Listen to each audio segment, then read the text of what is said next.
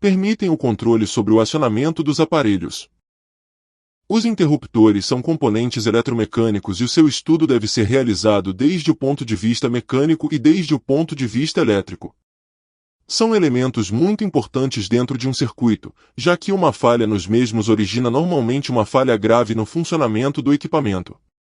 No entanto, quando apresentam problemas, em muitos casos se deve a uma má escolha dos mesmos, devido a um insuficiente estudo das suas características, que acabam sendo inadequados para essa aplicação.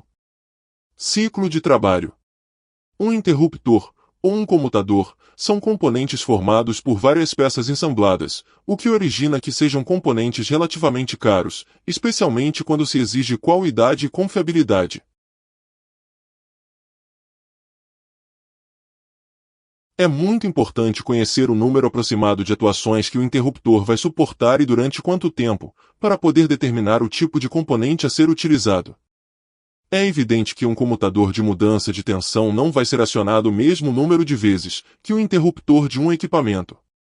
Se buscarmos na nossa memória, lembraremos de algum equipamento que depois de muitos anos de uso o interruptor de acendimento falhava, defeito típico de muitos televisores dos anos 60.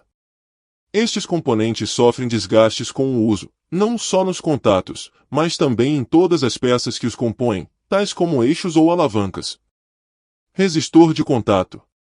O contato perfeito é muito difícil, para não dizer impossível, pois sempre aparecerá uma resistência entre os contatos, ainda que seja muito pequena.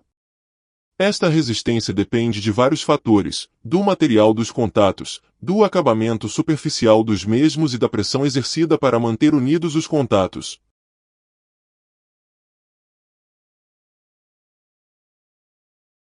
O acabamento superficial, além de garantir uma boa condutibilidade, deve endurecer o material para evitar que se desgaste com o uso.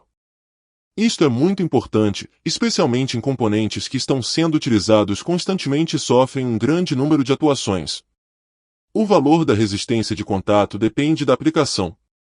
Para que tenhamos uma ideia dos valores que se usam, devemos pensar em um resistor de 0,1 ohm para um contato metálico clássico, que se utiliza normalmente para alimentação. No entanto, outros circuitos admitem resistores de 10 ohms ou mais. Em alguns teclados de silicone o resistor de contato pode chegar a 100 ohms, que pode ser perfeitamente aceitável para algum tipo de circuito de muito baixo consumo, como por exemplo, um controle remoto.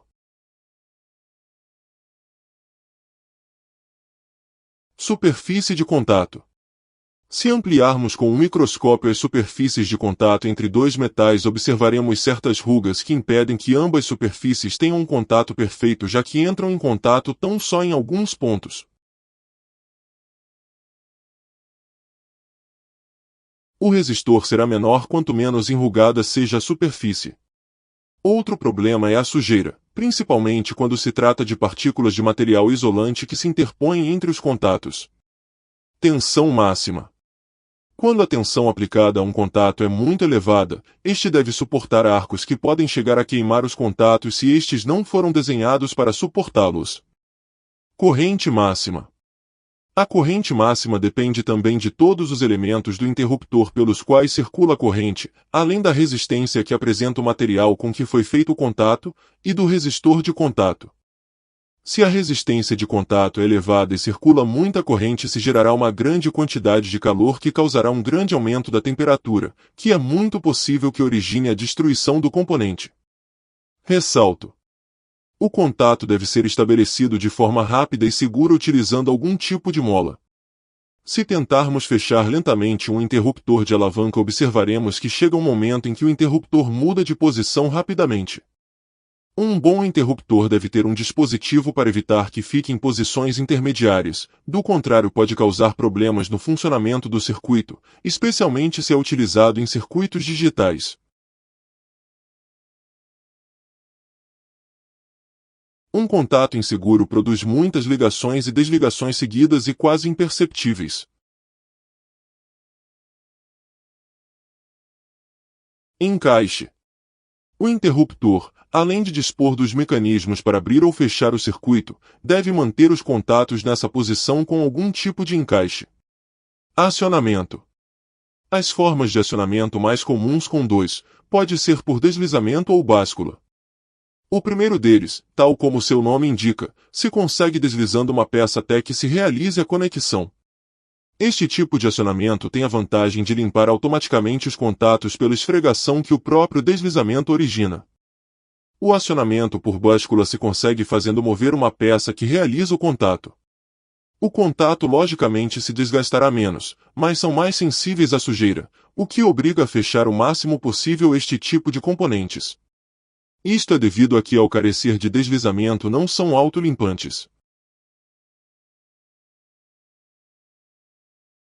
Um mesmo acionador pode acionar sobre peças de contatos diferentes para poder ligar vários circuitos de maneira independente.